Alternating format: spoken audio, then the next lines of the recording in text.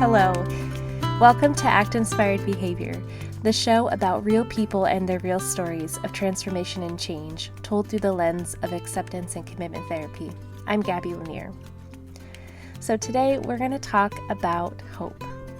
Now, this is a topic that I was recently introduced to by another behavior analyst. Her name is Jessica Zilski, and she is very active on social media, and she invited me and some other folks to come on to an Instagram Live and to share our thoughts on how can you hold on to hope for the year 2021. Which I think, by the way, Jess, it's a great question, and thank you so much for inviting all of us to share our thoughts around it. Because of the fact that she asked this question, that she invited us all to come on, it really made me think about how do I hold on to hope, and how do others hold on to hope? I'm so curious to know. So if you're interested in listening to this conversation in full, you can go over to the Blonde Behavior Analyst on Instagram, and she has that video uploaded. I believe it was uploaded on December 20th. And so you can listen to that conversation and hear what everyone had to say on that topic. So this is going to be a different kind of episode because I'm just going to share some thoughts that I'm having right now. So I'm not going to have a guest on today. I'm just going to talk. And this is just going to be me free-flowing talking to you because I have a lot of things to say about this year. This has been a crazy year, and I want to tie these two things together. What has been hard for you this year, and how do you hold on to hope? Such a great question. So if you are a journaler, I am personally, take this question, how do you hold on to hope, and journal about it. So I did this work when I was on vacation this last weekend, and I sat down and I just wrote and wrote and wrote about it. And there were so many different ways of thinking about hope, you know. Hope kind of infuses in the daily fabric of our lives. Hope comes when we're feeling hopeless. We reach out and we want to hold on to hope so badly because we want things to be better. We want to escape what's hard right now. And I think everyone has had that experience. I mean, universally, we're human, so we all experience pain and struggle and stress. And so what I wanted to do in this episode was I wanted to share my story from this year. Kind of just when I paint this year with a broad stroke, what would I say about this year from my perspective? And then I want to bring it back to this concept of hope. And I hope that as you're listening, you can relate this story back to yourself, and you can ask yourself these same questions. So what I wanted to share is that this time last year, I was pregnant. I was really looking forward to and having a lot of hope around this baby, about what it can mean for our family and all the changes and just, you know, the general excitement around having all of those experiences again. You know, the little, I don't know if you have kids, but if you do, you'll be familiar with how little babies and up through toddlerhood, kids will suckle in their sleep. It's so cute. So I kept thinking about little things like that, you know, and the relationship that my son would have with his new brother or sister. And so I was having a lot of hope around these things for the changes that were to come for my family. At the same time, I was also feeling a tremendous amount of stress. So just to give you a little bit of context, I work full-time as a district behavior analyst, and I work with children with challenging behavior. So I do that in the school year, and I find that work incredibly fulfilling. And I also had this long-term dream to do this work right here, what I'm doing right now, the work around ACT-inspired behavior, the coaching, the workshops, even the podcast. I had thought about it, but it hadn't come to fruition until pretty recently. But around that time, I had already started coaching in the summer and loving it. And then the school year hit. A month goes by, 2 months go by, 3 months go by, and it starts to get so stressful to just fit in the work, fit in the daily tasks of running a small business, doing all the little things that you should quote unquote be doing in a business. It was really hard. And so I will fully admit, as I was planning this pregnancy and, planning this change in my life, I looked at the pregnancy as an opportunity for me to change what I was doing. And even though I found the coaching incredibly fulfilling and aligned with what I wanted to do, what I had wanted to do for so long, I felt this huge urge to just throw it all away and walk away and just go back to my daytime job. And honestly, I didn't feel like I had a choice with having 2 kids and, a baby. I didn't feel like I could continue the business. So it was just kind of like this rule that came up in my head. Okay, I'm pregnant. I'm going to quit my business. I have an expiration date. I'm going to go through the summer, and then when I gave birth in August, I will go ahead and say goodbye. And so I had a lot of resignation around this, that was what was going to happen. And I remember meeting early on with my supervisor. I meet with a wonderful BCBAD. Her name is Amy Fenwick. If you want to check her out, you should definitely see her work. She and I talked that early January, and I said, you know what, my goal for right now is to work through the summer, and then we'll see what happens. But I knew in my heart I was going to quit. That was just that to me was the secret thing I wasn't really willing to tell many people at the time. So unfortunately, in late January, actually on December 24th, because I have it open right here in my journal, we planned to go to our first ultrasound, and I was at 9 weeks, and I'm just going to read you just a little snippet from that morning. So I wrote, "Yay, today is ultrasound day. I can't wait to see our little bun. Just one, please," because I wasn't sure if I was going to have twins. And then at the end of the day, I wrote, "Everything was fine. I was annoyed because I was late, feeling fidgety, answering doctor questions. And then we did the ultrasound, and we just didn't see the baby. Nothing. Like the baby didn't exist. And then the doctor was called in, and he looked, and then they did the vaginal ultrasound and found something, but it wasn't my 9-week baby. It was a yolk sac. So maybe it was 6 weeks old, and and maybe it was delayed in developing, but we saw no heartbeat. They measured it, and of course, by this time I was crying. There was no stopping it, and I couldn't help myself. I felt this uncontrollable urge to look away, to escape, to deny that this was happening. And I kept telling myself, it's okay to feel, just feel. But I kept looking away, kept hiding my eyes. As the weeks unfold, we just continue to confirm that the miscarriage is happening. And by early February, a couple weeks later after that first ultrasound, is when we finally had the miscarriage. And I can tell you the emotions that came during that time, they were intense. And I kept, as I'm reading through the journal, I can see and I remember feeling this way. But it felt like one storm kind of just rolling in. The emotions were so strong. And the day that the miscarriage actually happened, that I had to take a pill in order to get the miscarriage to actually get going after it had all been confirmed. I described it like a hurricane, and it felt that strong. There was zero ability to interact with people, to interact and be a parent for my son.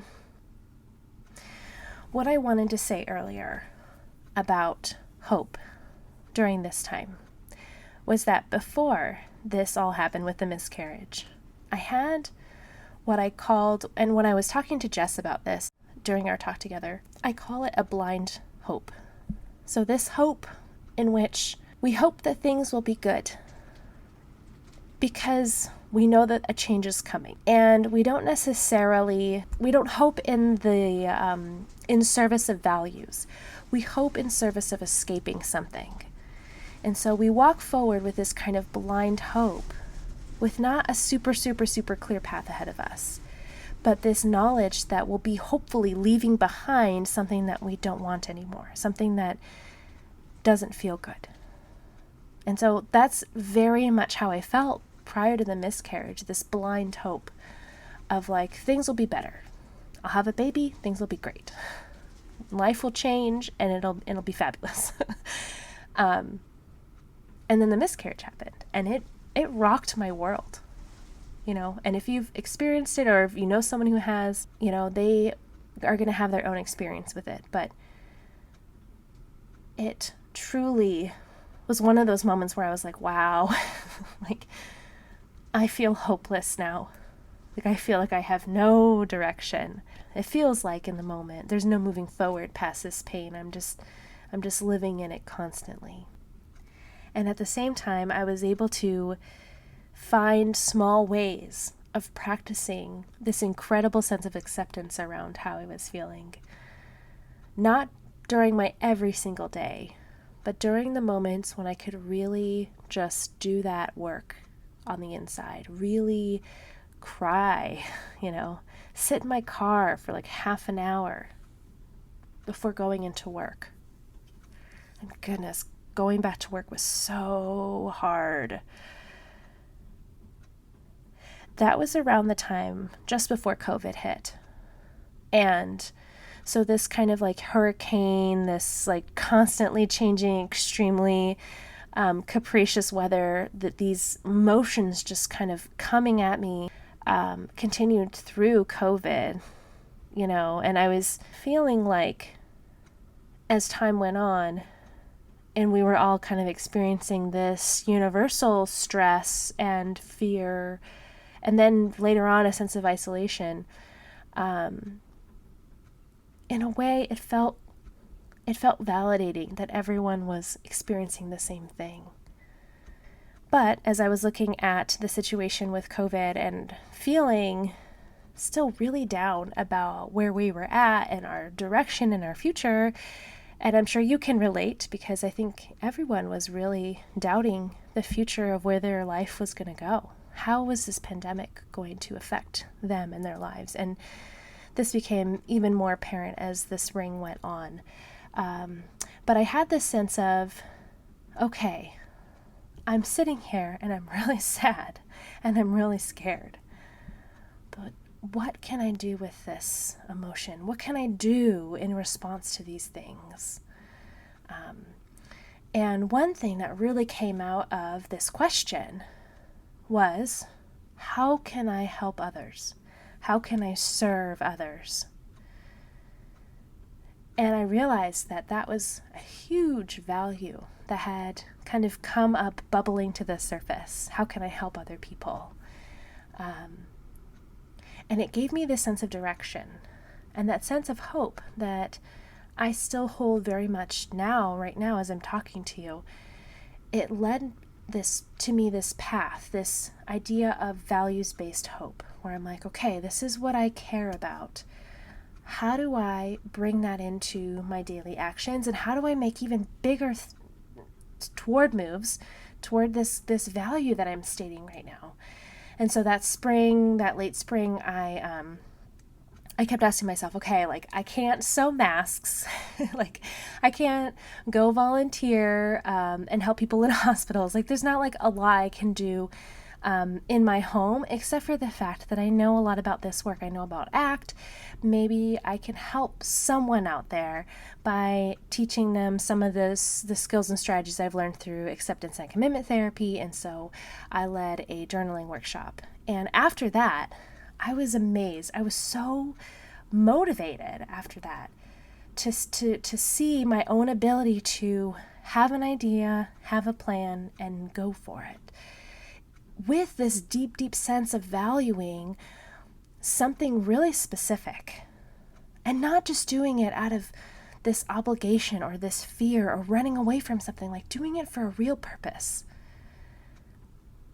And so after that, I went back to my supervisor. I cried my eyes out, telling her all the things that were happening in my life and saying, I didn't tell you this before, but I was really, really planning on quitting everything around this business, around quitting supervision, just quitting it all. But I've changed my mind. And I found a new value out of this whole situation, a new purpose behind why I'm continuing the work, why I'm continuing the business, why I'm continuing all this stuff, the learning. And the reason is like, I want to help people. It's like just as simple as that. But finding that value was so, so, so key for me. And I think one of the reasons why I wanted to help others, I wanted to serve others, was because I had felt such incredible pain. And I needed people to help me, you know? During that spring and then into the summer, I led more workshops. I led a workshop called the Groundwork Series and had only planned on doing 1 or 2 workshops, and then it turned into 6, and then it went into the fall, and it was awesome. Awesome because I got to meet a lot of really cool people, a lot of great women, one man, and we learned to act together. I taught them the things that I know, and honestly, we learned together. And I felt like as I was continuing to do this work, I was continuing to serve others, I was continuing to help, and that continued to kind of just motivate me to keep going. And then into the fall, and as of right now, I'm working on this podcast with this same exact value in mind. I want to help people. I want to help you. And perhaps you'll take what you learn here and you'll help others, or you'll help yourself, which is awesome. So again, I go back to this concept of hope. You know, the question was, how can you hold on to hope?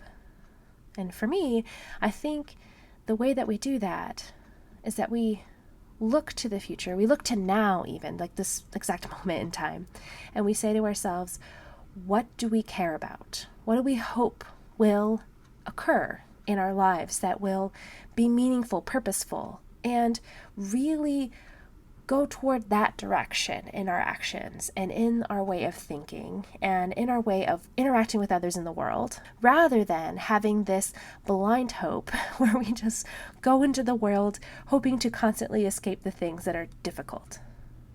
It's really hard to do. And I think that the more we can practice kind of evaluating on a daily basis, if possible, on a moment-to-moment basis, about what we care about in the moment, the more clear we can be in our actions, that blind hope will turn into this purposeful hope, this hope towards something. With that miscarriage that happened at the beginning of this year, it felt like it was a death in a sense. The baby had lived at one point and then died, but very, very early on. And that life,